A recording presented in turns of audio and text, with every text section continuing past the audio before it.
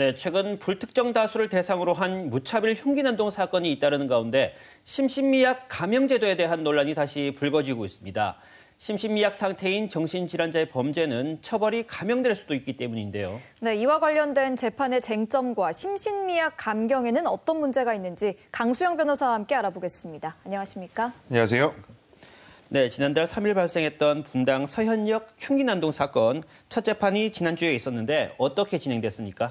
네, 최원종은 지난달 경기 성남시 분당구 백화점 부근에서 모친 소유의 차량을 몰고 인도로 돌진해서 5명을 들이받고 또 차에 내려서 백화점에 들어가서 9명에게 흉기를 휘두르는 혐의로 재판을 받고 있죠. 네. 시민 2명이 사망했고 5명이 중상, 또 7명이 경상을 입었는데요.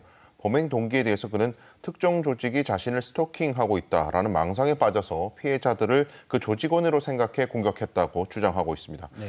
지난 14일 첫 공판이 열렸는데 최원종의 변호인은 10건에 달하는 수사 기록을 모두 열람 등사하지 못했다라는 이유로 잠시 재판을 보류해달라고 요청을 했고 재판부는 변호인이 다음 재판을 준비할 수 있도록 다음 달 10일을 다음 공판일로 지정하고 공판을 마무리했습니다. 네, 앞으로도 피고인 측은 심신미약을 주장할 것으로 예상이 되고요. 반면 검찰은 이에 대해서 인정할 수 없다는 입장을 보이고 있는데 앞으로 어떤 부분이 좀 쟁점이 되겠습니까?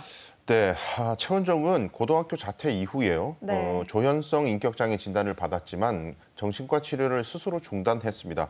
이후 사회적으로 고립된 생활을 거듭하다가 자신이 거대 범죄 조직으로부터 스토킹 피해를 당하고 있다는 망상에 빠졌는데 흉기난동 범행 전에도 부모를 찾아가서 이런 피해를 망상을 호소를 했다고 합니다. 네. 그런데 부모님은 범행을 만류하고 또 치료를 적극 권했는데 최원종이 부모마저 이 조직에 포섭당하고 매수당했다고 판단하고 이 상황을 벗어나려면 조직원들을 공격해야 한다. 그렇게 믿고 이 사건 범행을 했다는 것입니다.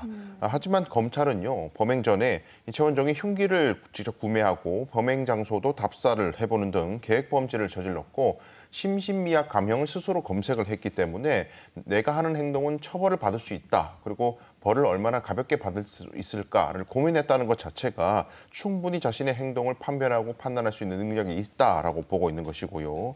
또 상당한 학업 능력을 갖췄고 가상화폐와 주식 투자를 한 점, 또 컴퓨터 프로그래밍 능력까지 갖추고 있다는 점도 특히 강조하고 있습니다.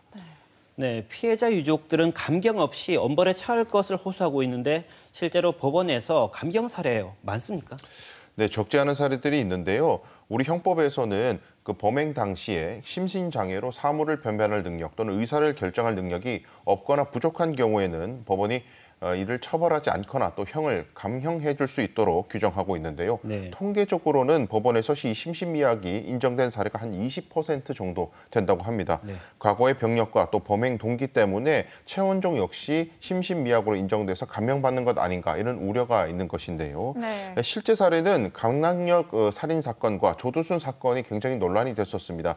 김성민이 모르는 여성을 공용 화장실에서 흉기로 살해했던 강남역 살인 사건의 경우에 검찰은 무기징역을 구형했었지만 대법원은 최종적으로 징역 30년형을 선고를 했는데요. 그 이유는 피해 망상이라든지 미분화형 조현병 등 정신질환으로 인해서 심신미약 상태였던 것으로 보인다는 것이 감형의 근거가 됐었습니다. 네. 그러나 당시에는 약자만 골라서 공격하는 사람이 어떻게 판단 능력이 없느냐라는 비판이 굉장히 많았었고요. 네. 조두순 사건은 더욱 논란이 컸는데 18살 여아를 잔혹하게 성폭행하고 영구적인 장애를 초래했던 엽기적인 범죄자 조두순에 대해서도 검사는 무기징역을 구형했지만 우리 법원은 징역 12년형을 구형했습니다. 선고했습니다. 마찬가지로 사건 당시에 만취 상태로 정신적인 능력이 떨어졌었다는 이유로 심신미약 감형을 선고했던 것이죠. 네, 이렇게 인정 사례는 20% 정도로 적기는 하지만 방금 말씀해 주신 사례들도 그렇고 굉장히 뭔가 논란의 여지가 있어 보입니다. 네. 이 때문에 심신미약 감경 제도를 좀 개선해야 한다는 요구도 나오고 있는데요. 어떤 부분이 구체적으로 문제가 되는 건가요? 네, 이른바 강서구 PC방 살인 사건 때 심신미약 감형으로 대해서 굉장히 비판적 여론이 많았거든요. 네. 그래서 2018년 법무부가 형법 제10조 제2항을 형을 감경한다에서 할 수 있다로 개정해서 재판부의 재량으로 감량을 안 할 수도 있도록 그 가능성을 열어놓긴 했습니다. 하지만 여전히 법조문만 봐서는 이 심신미약, 심신상실을 판단하는 기준을 알 수가 없고 전문가가 아닌 판사의 재량에 전적으로 의지하고 있기 때문에 문제라는 지적이 계속 있어 왔는데요. 심신미약 여부는 결국 전문가인 정신의학 관련 전문가의 의료인의 판단을 중시해야 될 문제인데 한 판사님의 인터뷰에 따르면 미국의 경우에는 이 전문가와 법원의 판단이 일치하는 비율이 93%에 달하지만 우리나라의 같은 경우에는 절반에 채 미치지 못한다고 합니다. 즉 법원이 의학 전문가의 의견을 따르지 않는 비율이 굉장히 많다는 것이죠. 네, 그 정신질환자의 그 흉기난동 사건이 잇따르면서 정부도 관련 대책을 내놨죠. 그렇습니다. 그 서울 관악구 등산로 폭행 살인을 저지른 최윤종 2015년 우울증 진료를 받았었고요. 서울 지하철을 2호선 전동차 안에서 흉기를 휘둘렀던 그 사건 50대 남성도 미분화 조현병을 치료받은 이력이 있습니다. 또 중단한 이력도 있었고요. 이 경찰청에 따르면은 지난해 정신질환 범죄자 수가요 9,875명에 이르는데 전체 범죄자 125만여 명 중에 0.7% 그리고 강력범죄 비율도 2.2%로 비율만 따지면 그리 높지는 않았습니다만 2018년과 비교해 보면은 이 강력범죄를 저지른 정신질환자의 비율이 약 27%나 크게 늘어난 것으로 나타났습니다.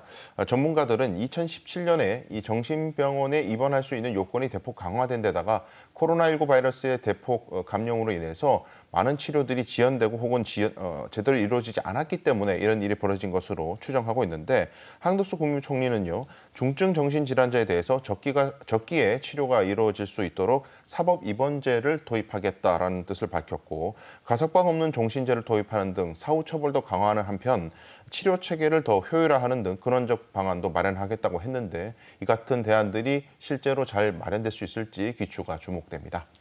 네, 친절한 법 오늘은 심신미약 감경제도의 문제점에 대해서 들여다봤습니다. 오늘 말씀 고맙습니다.